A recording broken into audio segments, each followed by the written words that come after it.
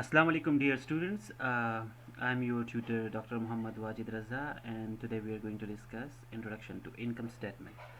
تیر شوي لیکچر کې مونږ خبره کړې وه په فاینانشل سټیټمنټس او د هغې په امپورټنس باره کې.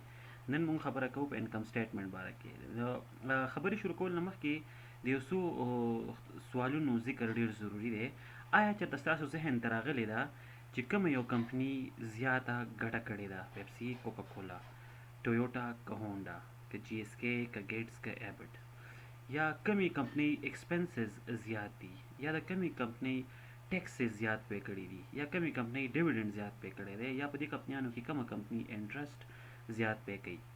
د داسې کوېسچنز د انسرز لپاره ضروري ده چې موږ ته انکم سټیټمنټ باره کې معلومات وي، ځکه چې د دې ټولو خبرو جواب د کمپنی په انکم سټیټمنټ کې موجود وي.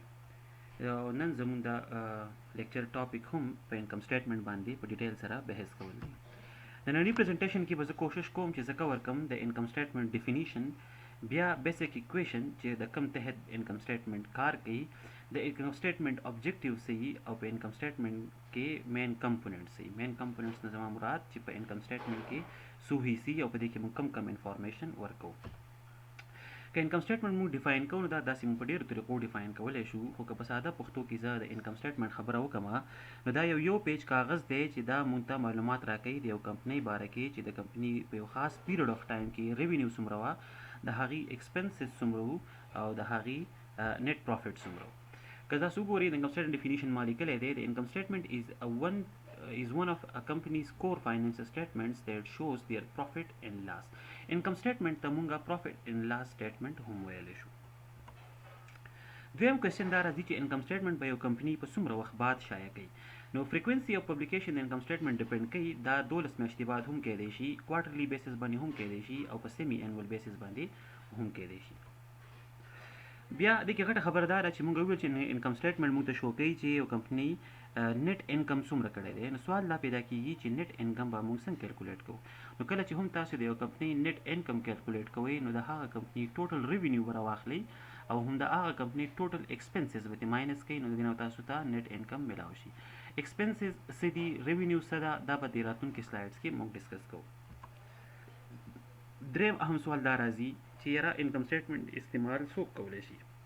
نو چونکې انکم سټیټمنټ ډېر اهم معلومات موږ ته راکوي، په دې کې د کمپنۍ ریونیو او ټوټل ایکسپنسز او د ګټې د تاوان پته لګي.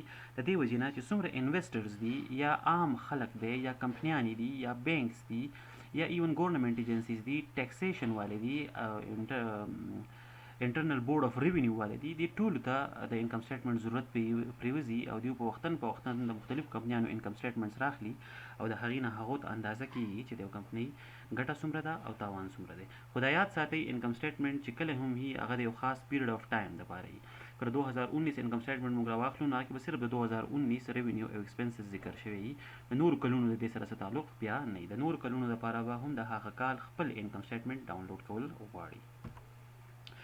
اوس که موږ د اکاونټینګ سایکل خبره وکړو او بیا تاسو وکړو چې په د اکاونټینګ سایکل کې انکم سټیټمنټ کوم ځای راځي، نو موږ په اکاونټینګ په کلاسز کې د اکاونټینګ سایکل مختلف سټیپس ویلي دي چې په هغې کې شپږم نمبر سټیپ فاینانشل سټیټمنټس جوړول دي.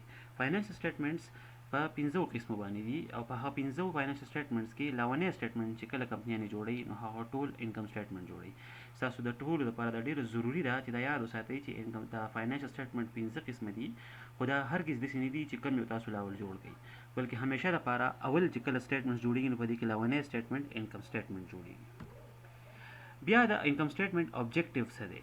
نو څنګه چې موږ په تیر شوي سلایډس کې ویل چې انکم سټیټمنټ موږ ته معلومات راکوي د یو کمپنۍ د ریونیو باره کې او د هغې د اخراجاتو باره کې، نو انکم سټیټمنټ موږ ته د مختلفو سوالونو جواب راکوي چې په هغه کې اهم سوالات دا راځي چې یو کمپنۍ په یو خاص ټایم کې څومره ریونیو جنریټ کړې ده، دوی په مارکیټینګ باندې څومره خرچې کړي دي، دوی په اډمنسټریشن باندې څومره خرچې کړي دي او دوی د خپل پروډکټ په جوړولو باندې څومره خرچې کړي دي.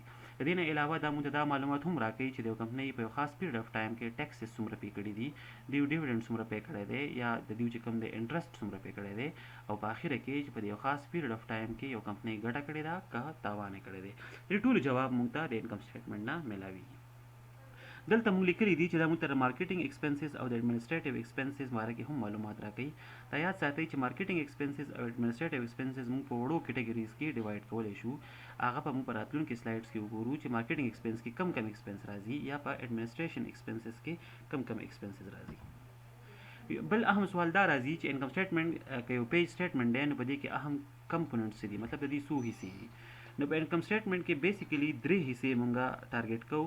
لومړی اهم حصہ ردیو دا چې یاره په دې کې به تاسو هیډینګ لیکئ. سوري د انکم سټیټمنټ دوه مین حصې، یو د دې هیډینګ دی او بل د دې مین باډي ده. په هیډینګ کې به مونږ ډیر زیات خیال ساتو چې مونږ 3 شیزونو باره کې ذکر وکړو. د کومې کمپنۍ انکم سټیټمنټ دی او د دې سټیټمنټ نوم څه دی او بل دا د کم وخت لپاره دی. بیا په دویمه حصہ کې مونږ د مین باډي جوړو. په مین باډي کې به مونږ د کمپنی ریوینیو ذکر کوو، د هغې ایکسپنسز به ذکر کوو او بیا به د هغې نه مونږ ته د نیټ انکم پته لګي. دا مونږ چې وایو چې یاره مین کمپوننټس دي، په دې شوي سلایډ کې مونږ ویل چې په دې مین باډي او انکم سټیټمنټ کې به زموږ سره ریوینیو وي او ایکسپنسز به وي. اوس ریوینیو چې کوم دا د مختلف سورسز کېدای شي. تاسو په دې سلایډ کې لیدلی شئ چې یاره دا د مختلف سورسز نه یو کمپني خپل ریوینیو جنریټ کولی شي. هغې کې دا هم کېدای شي چې یاره دا سروسز ورکوي، یو پروډکټ خرڅوي، دې چېرته انویسټمنټ کړی په هغې باندې دی سود ګټي، یا دې سره چېرته ایکسټرا ځمکه یا ځای یا ګودامي هغه په کرایي باندې ورکړي، یا د لایسنسز وکړي، یا د خپل ایډورټایزمنټ لپاره د سپیس جوړ کړی هغه خرڅ کړي، یا د خپل برانډ نیم چې کوم دی دا مخکې خلکو ته لایسنس ورکړي. د دې ټولو نه یو کمپني ریوینیو جنریټ کولی شي. دا خبره ضروري ده چې موږ ته پته ولګي چې ضروري نه ده چې د هرې کمپنۍ دا ټول ریوینیو سورسز دي. داسې هم کېدای شي چې یو کمپني صرف او صرف د یو ځای نه ریوینیو جنریټ کوي، لکه مطلب سیلینګ ا پروډکټ، یا داسې هم کېدای شي چې یو کمپني د 2 یا 3 نه سورسز نه خپل ریوینیو جنریټ کوي. دا هرګز نه ضروري چې دا ټول سورسز دي د یو کمپنۍ. بیا داسې که ایکسپنسز ته موږ وګورو نو ایکسپنسز هم په مختلف حصو کې موږ ډیوایډ کولی شو. په چې کوم کې لومړی دی کاسټ اف ګوډ سولډ. کاسټ اف ګوډ سولډ یو ډېر اهم ایکسپنس دی او دا هغه چا چې څوک خپل پروډکټ جوړوي یا مرچنډایزینګ بزنس کوي. چې کوم بزنسز سروسز ورکوي د هغو اکثر کاسټ اف ګوډ سولډ نه. کاسټ اف ګوډ سولډ نه مطلب دا دی چې کوم پروډکټ تاسو جوړ کړي دي یا کوم تیار پروډکټ تاسو اخیستی دی او مخکې خرڅوئ، په هغې چې خپله کومه خرچه راغلې ده هغې ته به کاسټ اف ګوډ سولډ وایي. د دې نه علاوه د کمپنیانو اهم ایکسپنسز کې ایډورټایزمنټ ایکسپنس راځي، سیلریز راځي، رینټ دي، یوټیلیټیز دي، انشورنس، لیګل فیس، اکاونټینګ فیس، سپلایز، ټیکسز، انټرسټ، پیټي کیش او د دې نه علاوه نور واړه بیلونه یا کوم سپلیمنټري ایکسپنسز دي هغه ټول تاسو دې کې به خامخا ایډ کولی شئ. یاد ساتئ چې تاسو خپل انکم سټیټمنټ کسټمایز کولی شئ. بعضې نوې کمپنیانې دي چې هغه صرف غټ ایکسپنسز راواخلي او هغه په خپل انکم سټیټمنټ کې منشن کړي، او واړه ایکسپنسز چې کومي د هغو ذکر په انکم سټیټمنټ کې د ځان نه هیډینګ لاندې نه کوي، بلکې ټول راواخلي او یو مین هیډ کې جوړ کړي. خو دا په تاسو ډیپینډ کوي. تاسو دا واړه هیډ ځان له هم لیکلی شئ او دې نه یو مین هیډینګز هم جوړولی شئ. خو اوس دې سلایډ کې زه تاسو ته دا شو کول غواړم چې د انکم سټیټمنټ شکل څنګه وي، دا به موږ جوړو څنګه. فار ایگزامپل موږ په دې سلایډ کې د یو کمپنۍ دپاره انکم سټیټمنټ جوړو. د هغه کمپنۍ نوم دی جواد انکارپوریشن. تاسو کتلی شئ د انکم سټیټمنټ کې 2 حصې دي.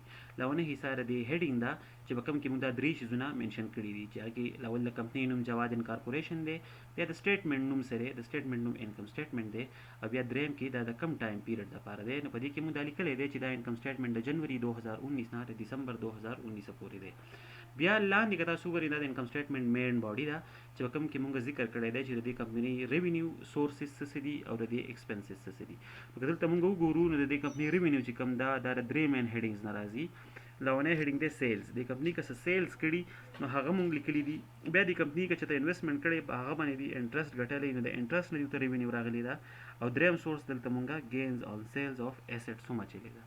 دا یاد ساتئ ضروري نه ده چې ریوینیو د 3 هیډینګز نه راشي. دا د یو هیډ نه هم کېدای شي او د 5 یا د 10 هیډینګز نه هم کېدای شي. چې د کوم ځای نه هم یو کمپنۍ خپل ریوینیو جنریټ کوي هغه ټول به تاسو دلته منشن کوئ. کله چې دا 3 هیډینګز موږ دلته ایډ کړه نو دې نه ټوټل ریوینیو د کمپنۍ راله 1,80,000.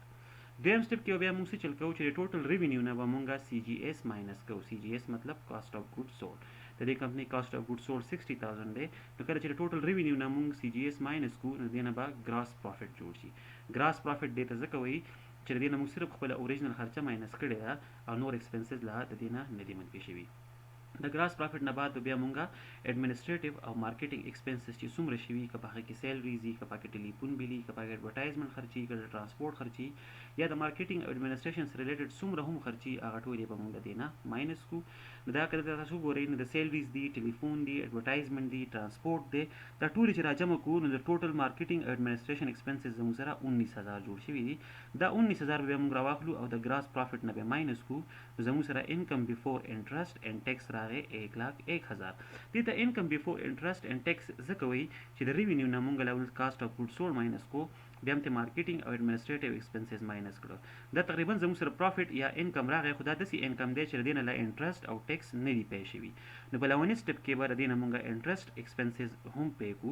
نو چې کله انټرست ایکسپنس مونږ 3000 اخیستلي دا ته مونږ پی کړه نو مونږ سره اوس راغی انکم بیفور ټیکس هغه دی 98,000 او د اخر کې به مونږه کدی کمپنی انکم ټیکس پی کړی هغه هم پی کو نو مونږ ته به نیټ پروفیټ پاتې شي 78,000. تاسو د کې ډیر خیال ساتئ چې هیډینګز تاسو چرته غلط نشي ځکه چې هیډینګ د هر یو فاینانس سټیټمنټ ډیر امپورټنت کمپوننت دی.